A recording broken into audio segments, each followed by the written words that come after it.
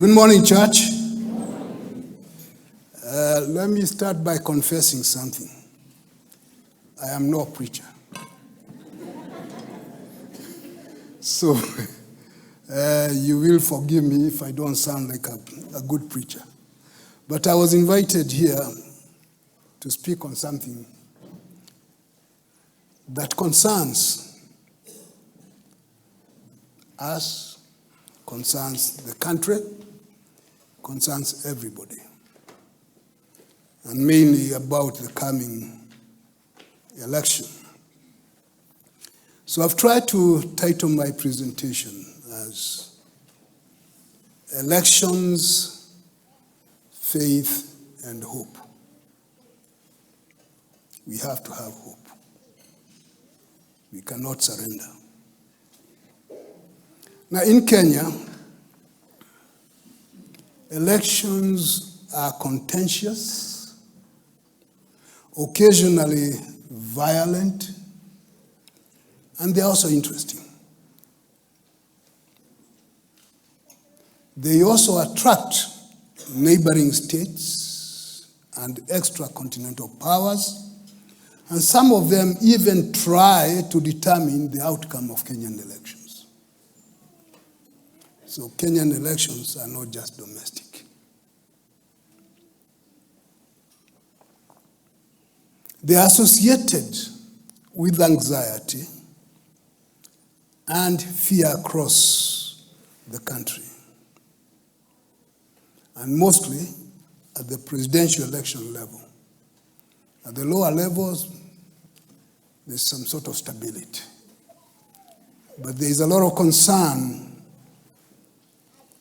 at the presidential level. And this seemingly intensifies when voters see their spiritual leaders divided along political affiliations or religious, denominational, and cult lines.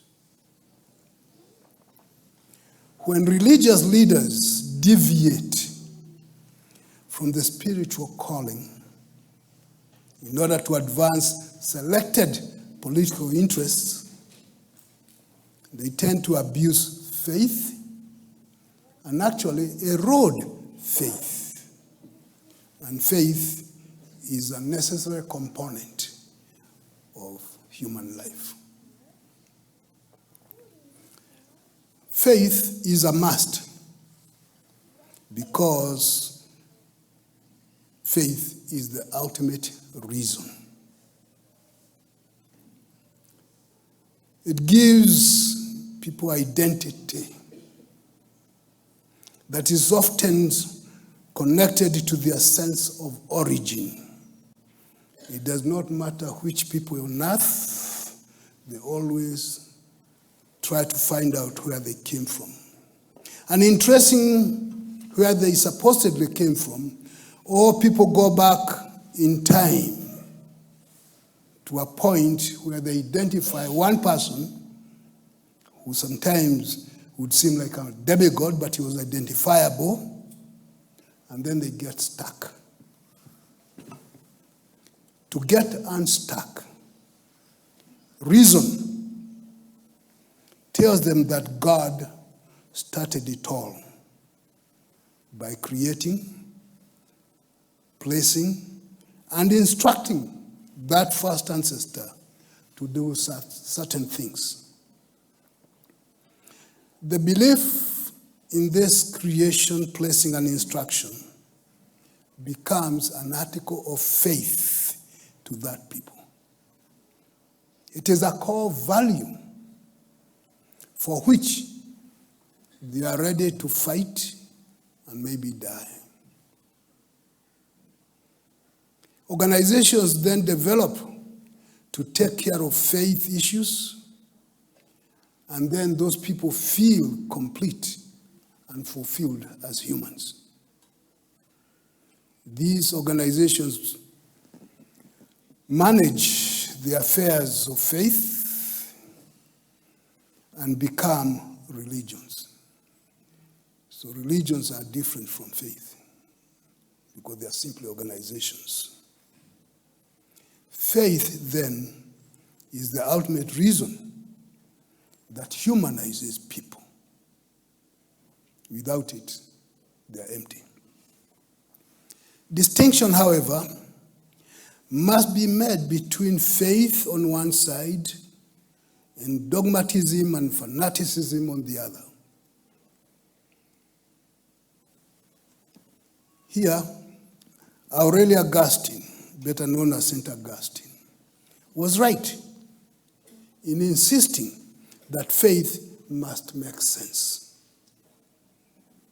Dogmatism and fanaticism is devoid of reason, and assuming people are like sheep to be told and not to question becomes an instrument of tyranny and dictatorship in the sense that it is a political tool which demagogues love in order to exploit the led. Faith, in contrast, demands answers from the leaders, be they political or religious. And because political leaders tend to be mischievous, they spread despair and a sense of hopelessness with their irresponsible utterances and actions that generate hostility and violence. And in many places we have seen that. Our friends from Rwanda can testify that. Reckless utterances and actions. Subsequently, people trust religious leaders more than the political power wielders. This makes religious leaders the presumed custodians of faith, the purveyors of hope, rather than despair. Faith is futuristic and goes hand in hand with hope. People must have hope. Hope that things will and can be better than they appear to be or are. At present in Kenya, the deteriorating economy, which is part of the worldwide phenomenon, makes things look bad, and they are bad. Of course, there are other reasons for it.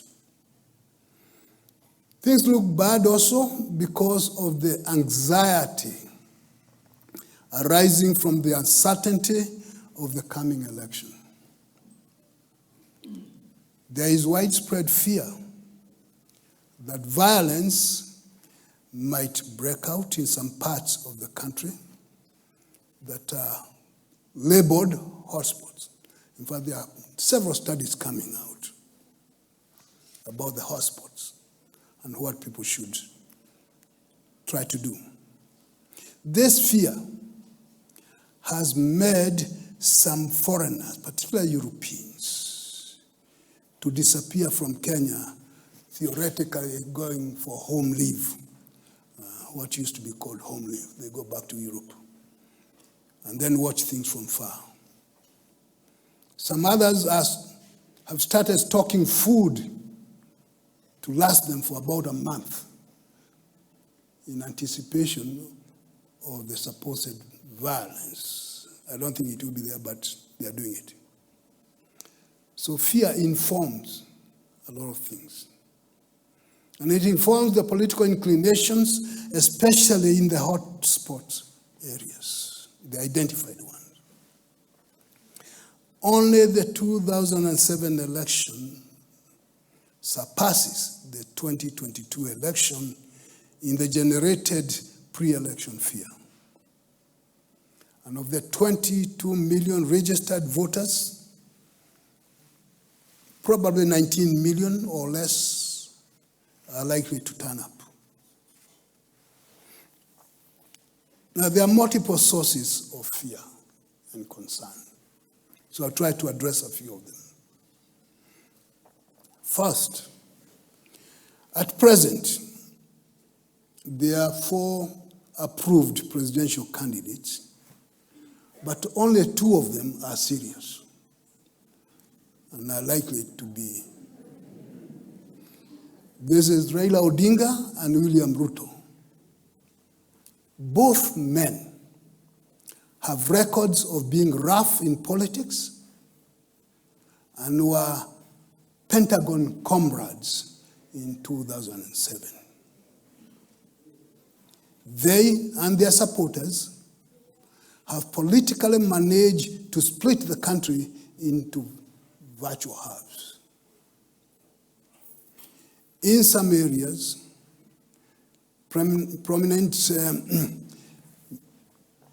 musicians have taken sides as they release biting songs against their political opponents.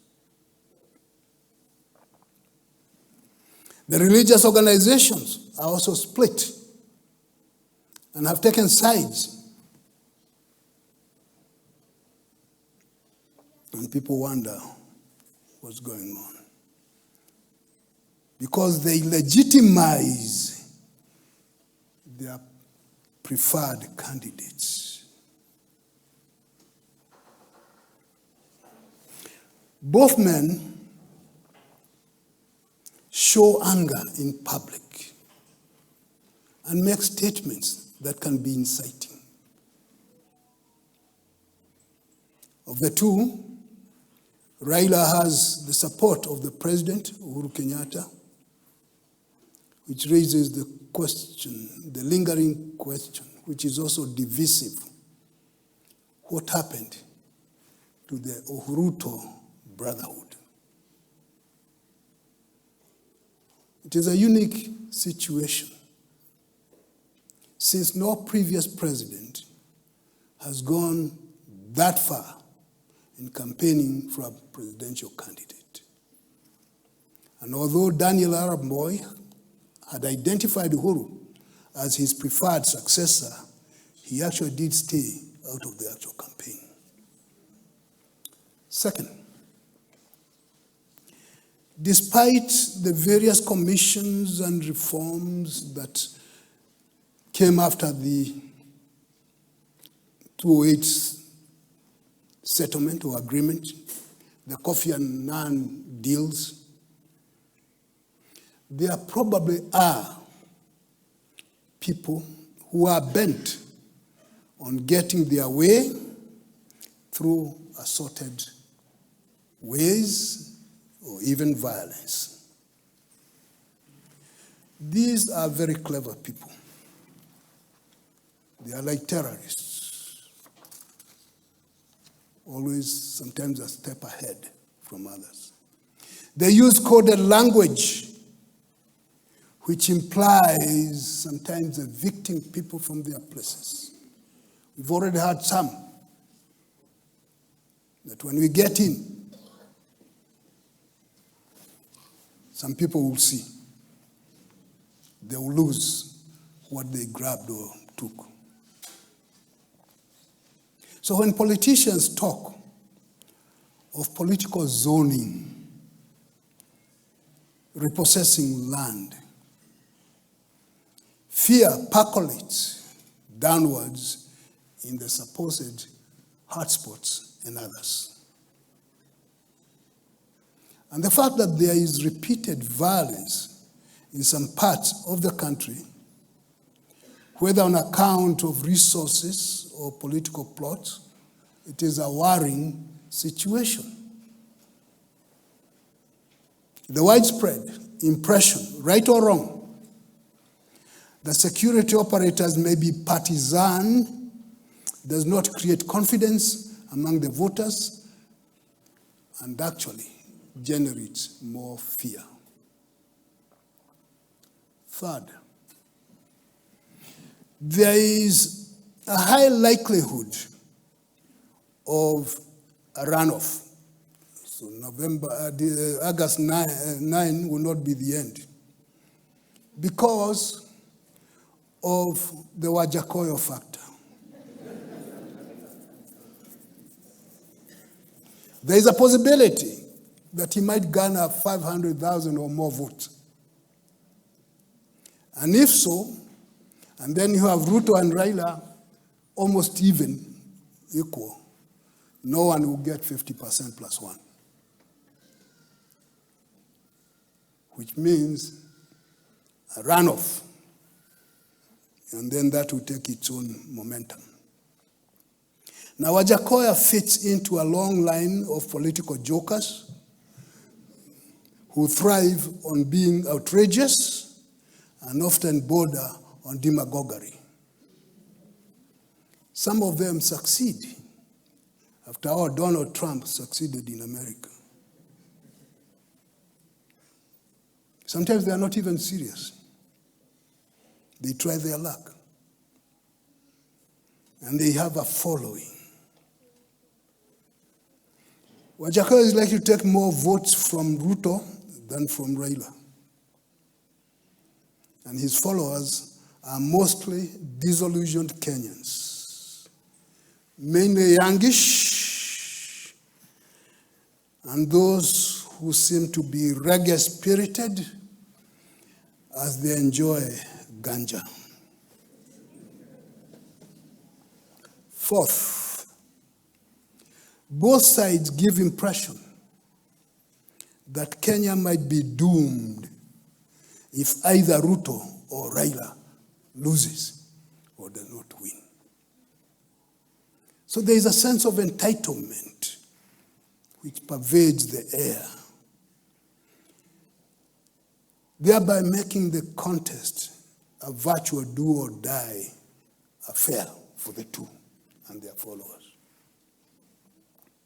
The Raila people claim that he's entitled to be president because he's associated with past agitation for political reforms. The Ruto people claim that he's entitled because he is not dynasty and that he is representative of the downtrodden. Raila attracts Kenya's middle class more than Ruto because Ruto's bottom-up slogans seemingly threaten middle-class sense of property ownership. The underclass that used to belong to Raila some time ago now leans towards Ruto and his hustler narrative that targets the dynasty. Fifth, the propaganda industry is doing very well, but it is not always convincing. Some political leaders have declared themselves, and this was very surprising, that they are election thieves, that they are liars, and that they had lied and misled the public in the past. And the strange thing is that they still expect the same public to believe them. Something is wrong. The media try to be fair, but some of their inclinations betray them.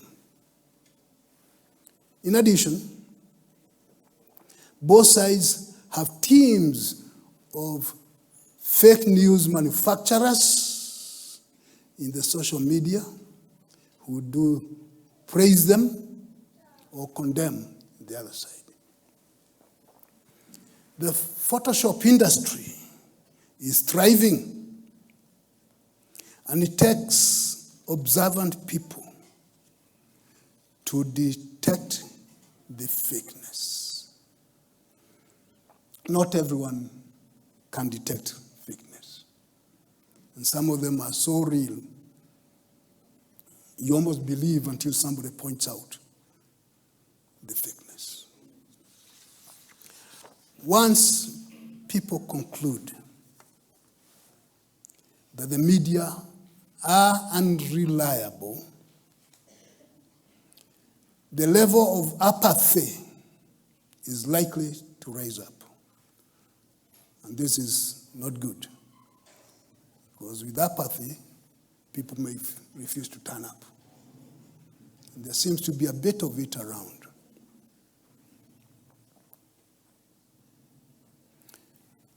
Propaganda or media campaigns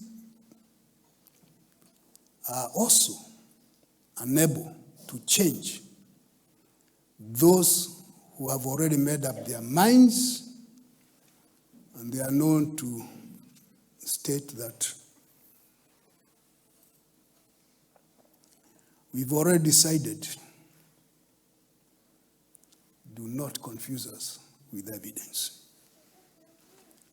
So those ones will not be affected. So the picture doesn't look very good, but that's not the end. Because there is hope. Things are not as bad as they look. Therefore, there is no reason for anyone, for the country, to despair at all. As a democratic country, Kenya is used to electoral challenges and has overcome worse political environments than the current ones. I can see many of you would remember the coming multi-partyism, the violence that was meted on people in 1993 as a result of the election in 1992, the violence that was meted on people in 1998 as a result of the 1997 election, and the violence that was meted on people in the year 2007. So you remember that. Yet the country overcame that. The violence of 2007, to me, appeared very well orchestrated. The myth that it was as a result of the announced results is just that, a myth. That election has yet to be properly studied and analyzed, because there is evidence that people are plotting things before the election. There was violence before the election, and there was violence during the election, and there was intensified violence after the election. So the phrase post-election violence is a terminological cover-up to avoid admitting some things. So we've seen all those things, yet we overcame them. So there is no reason to worry that Kenya cannot go through this and come out doing well. Kenyans generally look for assurances that the country is safe. And since politicians have tended to discredit themselves with their flip-flops, attention turns to alternative sources of guidance, those that people can trust. So if you can't trust the political leaders, who then do you trust? Look for alternatives. And the alternative sources are those who still command respect because of their maturity and perceived inability to mislead people. These use and need faith in order to give hope. They have to believe and trust. While some religious organizations might have discredited themselves by anointing people of questionable merit, there are many, the most of them, who still command trust, and people listen to them when they speak. So what did so-and-so say? And you can always tell, yes, pay attention. Others, they speak, you say, close your ears, because they make no sense. So there are those people who can be listened to. So they are the alternative. These people that can be trusted cut across religious and other groups, and they do have faith in Kenya as an entity. Such people do not lie to the public, and they have ability to exude confidence because they have believability. Such people promote or are in the business of promoting hope and not despair. Those who promote despair have no business talking to people. There should be no fear in Kenya that things will go wrong. They will not. People should vote for the best candidate that each knows without being dictated to as to which candidate. You got that booth, you choose the best person that you think is the right person or will do you good.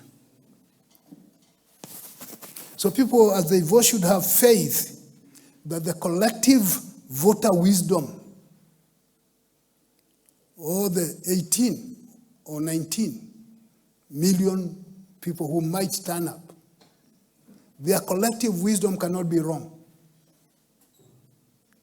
So you accept that. So faith gives hope to overcome challenges and to ensure that Kenya remains intact. So the message is for people to go and vote in faith and in confidence that all will be well, because faith is the ultimate reason. Thank you very much.